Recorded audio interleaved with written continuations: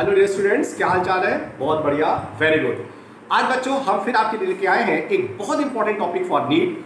और नीट का एग्जाम बच्चों 12 सितंबर को होने जा रहा है। और आपको तो ये पता ही है बच्चों कि बहुत बड़ा ड्रास्टिक चेंज हुआ है इस बार नीट के एग्जामिनेशन में। अब बच्चों बायोलॉजी को दो पार्ट में डिवाइड कर दिया गया है, बॉटनी एंड जूलॉजी, और दोनों के 45 क्वेश्चन आपको करने हैं, जिसमें सब पता है आपको सेक्शन ए में 35 को कंफर्म करना है और सेक्शन बी में 15 में से 10 क्वेश्चन ही करना है। वो सारी बातें आप सबको पता है, मैं फिर कभी बताऊंगा। यानी जूलॉजी बॉटनी का अलग होना ये बहुत बड़ा चेंज है बच्चों नीट के बच्चों के लिए, क्योंकि अब रेट ऑफ सिलेक्शन लखनऊ में और जबरदस्त बढ़ने वाला है बच्चों। Be careful. आज बच्चों हम आपको एक बहुत इंपॉर्टेंट टॉपिक पढ़ाने जा रहे हैं। भले ही बच्चों ये डायग्राम तुम्हारी एनसीईआरटी में नहीं बना हुआ है, लेकिन नीट 2016 में बच्चों जब एक क्वेश्चन पूछा गया था तो बहुत सारे बच्चे नहीं कर पाए थे। और इसलिए नहीं पाए थे कि उन्होंने डायग्राम नहीं पढ़ा था बच्चों। ऐसा नहीं है कि आपके एनसीईआरटी बच्चों फीटल मेम्ब्रेन का चित्र नहीं किया गया है, फीटल मेम्ब्रेन का चित्र किया गया है, लेकिन इस तरीके से एक्सप्लेन नहीं किया गया है। लेकिन बच्चों नीट 2016 में ये क्वेश्चन बच्चों पूछा गया था and that was a very important question. तो ये क्वेश्चन फिर से बन सकता है, इसलिए बच्चों बहुत अच्छे से आप इसको एक बार समझ लो, बहुत आसान है बच्चों। फीटल मेम्ब्रेन क्या होती है? फीटल मेम्ब्रेन जब एम्ब्रियोनिक डेवलपमेंट हो रहा होता है तो foetus is covered by foetal membrane. आपको याद होगा बच्चों, जब मैंने एक डायग्राम पढ़ाया था ब्लास्टुला का, तो ब्लास्टुला में दो तरीके की सेल्स होती हैं। आपको याद होगा बच्चों, आउटर सेल्स होती है ट्रोफोब्लास्ट और अंदर की सेल होती है एम्ब्रियोब्लास्ट। ये टू लेयर्ड ब्लास्टोसिस्ट होता है बच्चों। जो ट्रोफोब्लास्ट होती है ये और अंदर की होती है एम्ब्रियोब्लास्ट। एम्ब्रियोब्लास्ट से एम्ब्रियो बनता है और ट्रोफोब्लास्ट से तीन काम करता है। पहला, एम्ब्रियो को प्रोटेक्शन देने के साथ साथ न्यूट्रिशन भी देता है, और यही बच्चों आगे चलकर फीटल मेम्ब्रेन और प्लेसेंटा बनाने में मदद करता है। यानी फीटल मेम्ब्रेन कौन बनाता है? बोलो बच्चों, ट्रोफोब्लास्ट सेल्स। तो फीटल मेम्ब्रेन बच्चों ट्रोफोब्लास्ट सेल्स बनाती हैं, और इन फीटल मेम्ब्रेन में तीन लेयर हो सकती हैं, एक्टोडर्म, मेसोडर्म, एंडोडर्म। अब कहां पर तीन होंगी, कहां पर दो होंगी, कहां पर एक ही होगी, सबकी बात छोड़ो, लेकिन ट्रोफोब्लास्ट ही बनाती हैं बच्चों फीटल मेम्ब्रेन। और हर फीटल मेम्ब्रेन में दो दो लेयर पाई जाती है। कितनी होती है बच्चों फीटल मेम्ब्रेन? ध्यान से देखो, 4 फीटल मेम्ब्रेन वर्टिब्रेट एनिमल से पाई जाती है। सबसे बाहर होती है बच्चों कोरियन, जिसे सेरोसा भी कहते हैं। सबसे अंदर होती है एमनियन, तीसरी है बच्चों एलेंटोइस, और चौथी है यॉक्स है। इसका मतलब कुल बच्चों 4 फीटल मेम्ब्रेन पाई जाती हैं। कौन कौन सी? एमनियन सबसे अंदर की, कोरियन सबसे बाहर की, इसे सेरोसा भी कहते हैं, एलेंटोइस एंड यॉक्स है। ये 4 फीटल मेम्ब्रेन वर्टिब्रेट एनिमल्स में पाई जाती हैं। और कौन बनाता है बच्चों? इसे बनाती है ट्रोफोब्लास्ट सेल। और हर फीटल मेम्ब्रेन में एक्टोडर्म, मेसोडर्म, यहाँ पर मेसोडर्म, एक्टोडर्म, यहाँ पर मेसोडर्म, एंडोडर्म, यहाँ पर मेसोडर्म, एंडोडर्म, यानी फीटल मेम्ब्रेन में एक्टो, मेसो, एंडोडर्म पाई जाती है। कहाँ क्या क्या पाई जाती है अभी हम वन बाय वन डिस्कस करते हैं। बच्चों सबसे पहले जान लो कि जो एम्ब्रियन फीटल मेम्ब्रेन होती है वो कुछ वर्टिब्रेट से पाई जाती है और कुछ वर्टिब्रेट बच्चों नहीं पाई जाती। ये क्वेश्चन कई बार नीट में पूछा गया है, इसीलिए on the basis of presence और एब्सेंस पाई जाती या नहीं पाई जाती, एम्ब्रियन प्रेजेंट होती या नहीं होती, इसको बेस मान करके बच्चों वर्टिब्रेट एनिमल्स को दो कैटेगरी में डिवाइड किया गया है। पहला कहलाता है एनेम्नियर्स और दूसरा कहलाता है बच्चों एम्नियर्स। एनेम्नियर्स का मतलब एम्ब्रियन नहीं पाई जाती, एम्ब्रियन नहीं पाई जाती। इसके 3 एग्जाम्पल हैं, साइक्लोस्टोमेटा, फिशेस एंड एम्फीबियंस।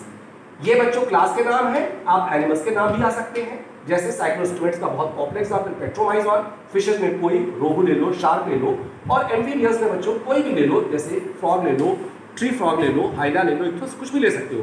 तो ध्यान रखना बच्चों, क्लास के नाम भी आ सकते हैं, एनिमल्स के नाम भी आ सकते हैं। जो एम्नियर्स होता है इसमें एम्नियन पाई जाती है। इसके एग्जाम्पल है रेप्टाइल्स, बर्ड्स एंड मैमल्स। ये 3 ग्रुप ऐसे हैं जिसमें एम्नियन पाई जाती है। रेप्टाइल्स में लिजर्ड ले सकते हो, बर्ड्स में पाउ ले सकते हो, मैमल्स में ह्यूमन एग्जाम्पल भी आ सकता है। इसका मतलब ये हुआ बच्चों कि एम्नियन फीटल मेम्ब्रेन को बेस मान करके वर्टिब्रेट 2 हो गए। कौन कौन से? एनेम्नियर्स मतलब एम्नियन एब्सेंट, इसके example cyclostomata, fishes and amphibians.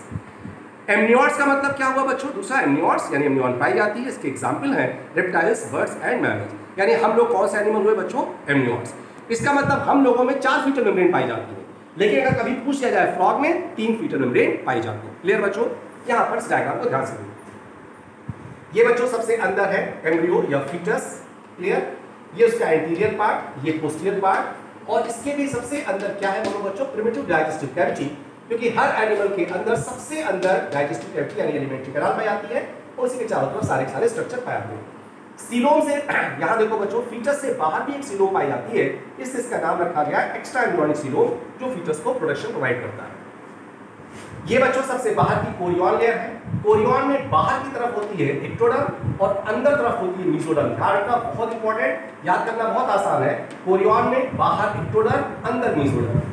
ये है एम्ब्रियन, that is a very very important point बच्चों। यहां पर बाहर होती है मेसोडर्म, ध्यान रखना, आउटसाइड में मेसोडर्म और अंदर की तरफ एक्टोडर्म होती है। बी केयरफुल, यहां पर थोड़ा सा मामला बच्चों उल्टा है, इसलिए तुम्हें ध्यान रखना है। जो एलेंटोइस होती है, इसमें बाहर तरफ होती है मेसोडर्म और अंदर तरफ होती है बच्चों एंडोडर्म, इसमें कोई दिक्कत नहीं आएगी। यॉर्क सैक में भी बच्चों कोई दिक्कत नहीं, बाहर मेसोडर्म और अंदर एंडोडर्म। तो अब आपको समझ में आ गया होगा बच्चों कि कोरियन किसकी बनी होती है, outer ectoderm and inner mesoderm. एम्ब्रियन किसकी बनी होती है, बाहर मेसोडर्म अंदर एक्टोडर्म, इस पे तुम्हें ध्यान रखना है। एलेंटोइस में बाहर मेसोडर्म अंदर एंडोडर्म, यॉर्क सैक में बाहर मेसोडर्म अंदर एंडोडर्म। क्लियर। सबसे पहले बच्चों कोरियन, कोरियन बच्चों सबसे बाहर लेयर होती है, आउटर मोस्ट प्रोटेक्टिव लेयर, और ये लेयर बच्चों कोरियन प्लेसेंटा बनाने में जरूर पार्टिसिपेट करती है, प्लेसेंटा बनाने में जरूर पार्टिसिपेट करती है। यहां देखो बच्चों, प्लेसेंटल विलाई और रिच ब्लड सप्लाई, आप इसे प्लेसेंटा या कोरियन विलाई कह सकते हो, इसमें ब्लड सप्लाई काफी ज्यादा होती है। तो कोरियन बच्चों सबसे बाहर लेयर होती है, प्रोटेक्टिव फंक्शन होती है, और ये हमेशा प्लेसेंटा बनाने में पार्टिसिपेट करती है। क्लियर बच्चों, बहुत इंपॉर्टेंट पॉइंट। दूसरी है एम्ब्रियन, ये सबसे अंदर की होती है क्योंकि फीटस के सबसे नजदीक होती है, और ये कभी भी बच्चों प्लेसेंटा बनाने में पार्टिसिपेट नहीं करती। यही एम्ब्रियन सिक्रीट करती है बच्चों एम्ब्रियोटिक फ्लूइड, आप देख सकते हो एम्ब्रियोटिक फ्लूइड, और जिस कैविटी में इकट्ठा हो जाता है उसे कहते हैं एम्ब्रियोटिक कैविटी। और ये पूरा का पूरा देख सकते हो फीटस के चारों तरफ एम्ब्रियोटिक फ्लूइड भरा हुआ है, और ये एम्ब्रियन फीटस में 3 महत्वपूर्ण काम करती है। पहला, चूंकि चारों तरफ इसके एम्ब्रियोटिक फ्लूइड भरा हुआ है, तो ये फीटस को 3 तरीके से मदद करेगी। पहला, फीटस में डिहाइड्रेशन को रोकेगी, पानी की कमी नहीं होने देगी। दूसरा, डेसिकेशन को रोकेगी, यानी सूखने से बचाएगी। और तीसरा, कोई प्रेशर या जर्क या कोई झटका लगेगा, उस जर्क या प्रेशर को एब्जॉर्ब करने के बाद उस जर्क को ये चारों तरफ इक्वली डिस्ट्रीब्यूट कर देगी। किसी भी प्रेशर को, एटमॉस्फेरिक प्रेशर है, कोई प्रेशर है, कोई भी जर्क बनेगा, उसको इक्वली डिस्ट्रीब्यूट कर देगी, तो किसी एक पार्ट में डैमेज होने की संभावनाएं कम हो जाएगी। तो अब बताओ बच्चों, एम्ब्रियन सबसे अंदर क्लियर होती है, ये एम्ब्रियोटिक फ्लूइड सिक्रीट करती है, जिस कैविटी में कलेक्ट होता है उसे कहते हैं एम्ब्रियोटिक कैविटी, और ये फीटस के चारों तरफ फैला होता है।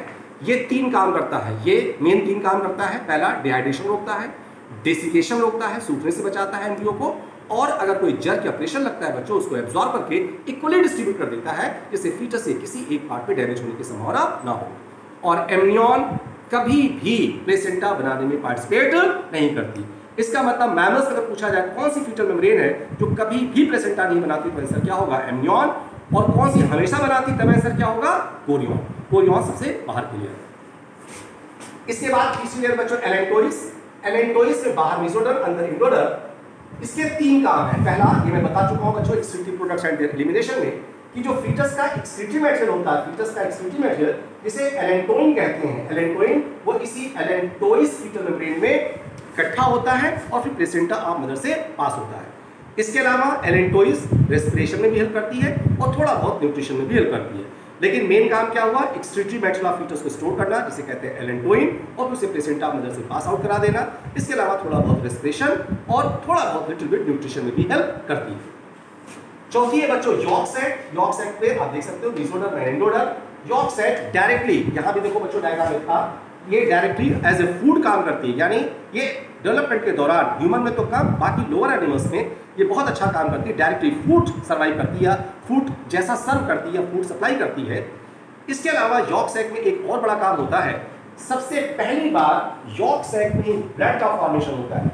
जब बच्चों मैंने बॉडी फ्लूइड एंड सर्कुलेशन पढ़ाया था, वहां मैंने बताया था कि हम लोगों में सबसे पहली बार, द फर्स्ट टाइम, सबसे पहले ब्लड का फॉर्मेशन यॉर्क सैक में होता है। यानी yolk sac directly serves as food, directly food जैसा काम करती है, न्यूट्रिशन देती है, और यहीं पर सबसे पहली बार ब्लड का फॉर्मेशन भी होता है। तो हमारे ख्याल से आप सारे बच्चों को फीटल मेम्ब्रेन का डायग्राम, ये डायग्राम अगर एनसीईआरटी में नहीं दिया तो कोई बात नहीं बच्चों, आप ट्रू माइंड्स में देख सकते हो, एबीसी में देख सकते हो, कोई भी आप अच्छी गाइड देखोगे वहां भी आपको डायग्राम मिल जाएगा।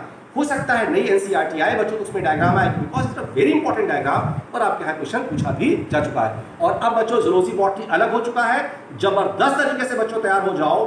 अब आपको बायोलॉजी नहीं बल्कि जूलॉजी एंड बॉटनी पर फोकस करना है। That is very important. Thank you very much बच्चों, थैंक यू वेरी मच।